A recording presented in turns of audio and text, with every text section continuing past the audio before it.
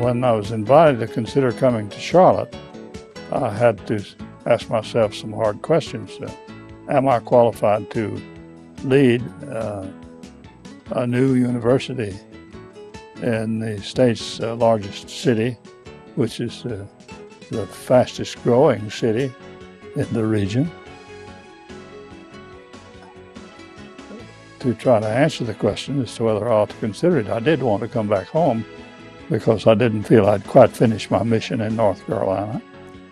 But the conclusion was pretty clear that urbanization was a movement that none of the state universities in North Carolina had ever been established to serve.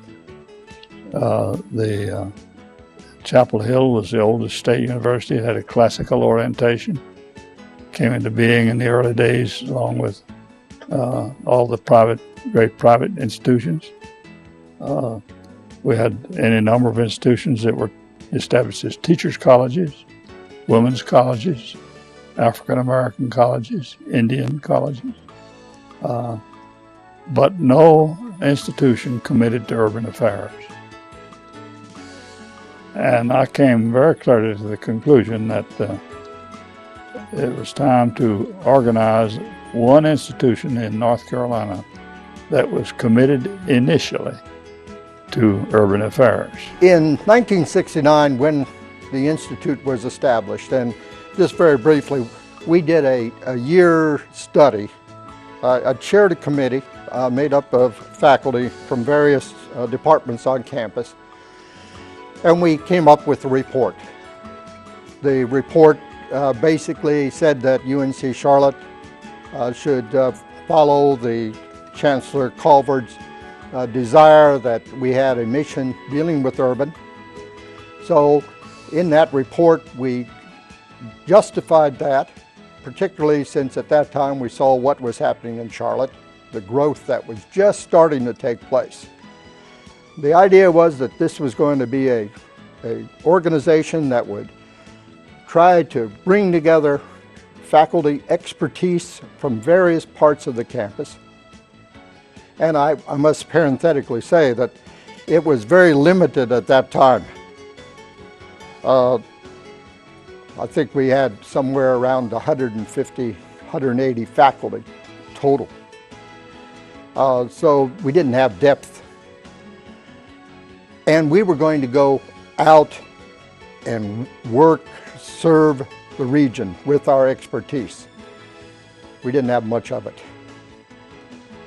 So one had to be very careful. As the first director, I had to try to determine what was the best things to utilize a very limited amount of money. When I arrived here, I arrived here in 1967, there was the idea each town kind of operated by itself. Charlotte was the big town, maybe a small city, but we thought the Metrolina Atlas. So that was one thing. That, by the way, brought together what I've always emphasized in the Urban Institute, and that was collaboration from faculty. The Institute staff cannot do it by themselves. And you have to use the resources of this campus, this university. Institute, of course, was a small organization at its beginning here, and it was started, I think, as in reference to urban issues that were occurring on this campus, and even more so across the nation in the late 1960s, early 1970s. As we remember, almost all the issues of that time were essentially urban issues. The protest against the war, civil rights movement,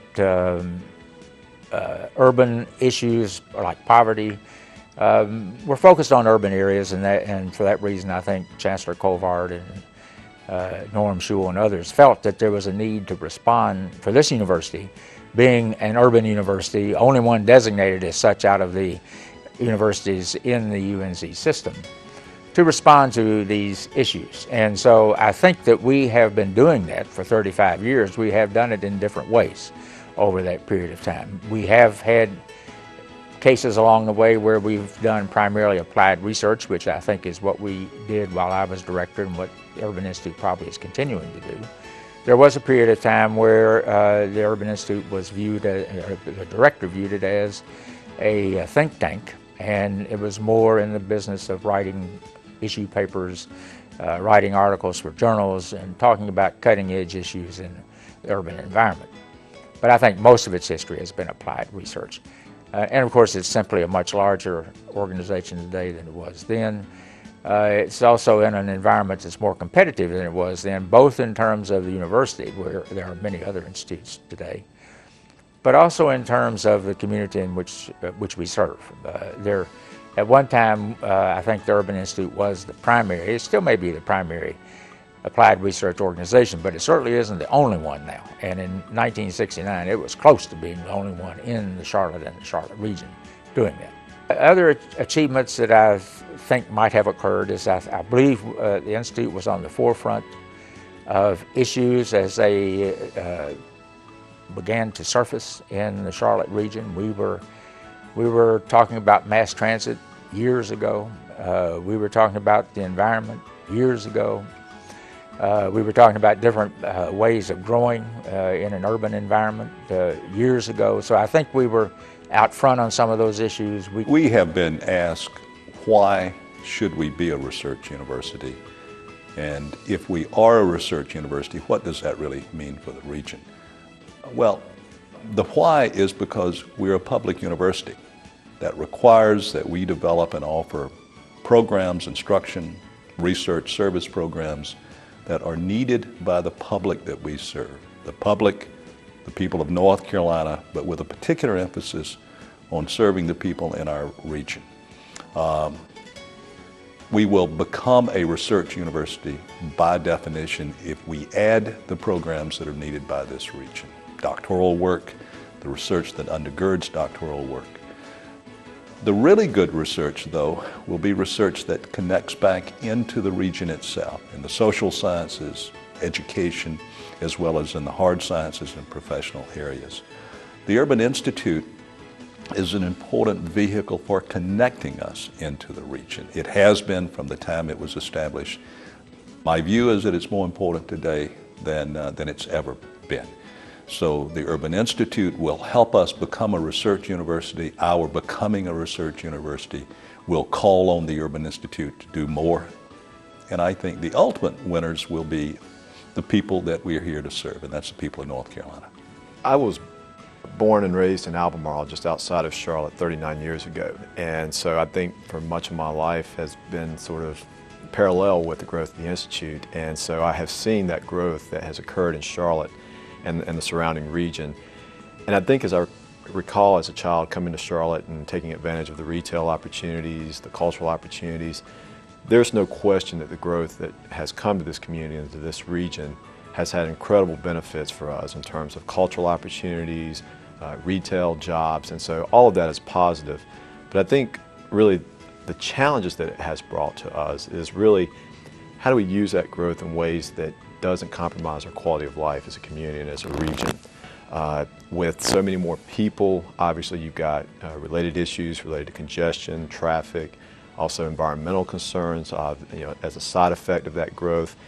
And I think what we have to do is really begin to focus a little bit more on those issues and those sort of side effects of growth and try to do a better job of managing them. I think for so long we had so much open space, we just sort of took our environment for granted, our quality of life for granted. I mean, after all, that was why people were coming here in addition to the jobs. And I think we're finally reaching that sort of critical point where we recognize that if we don't really address those issues and those challenges, that growth that we have enjoyed very well could stop. Now we don't compare ourselves to cities like Greensboro and Greenville and communities of similar size that we did 20, 30 years ago. We're comparing ourselves to more national cities. And when you look at many of those cities, they have a wealth of amenities and a wealth of kind of quality of life amenities. And I think what we have to do is to say, are we doing enough to preserve what's special about the Charlotte region, culturally, environment-wise, so that people will continue to want to come here and live.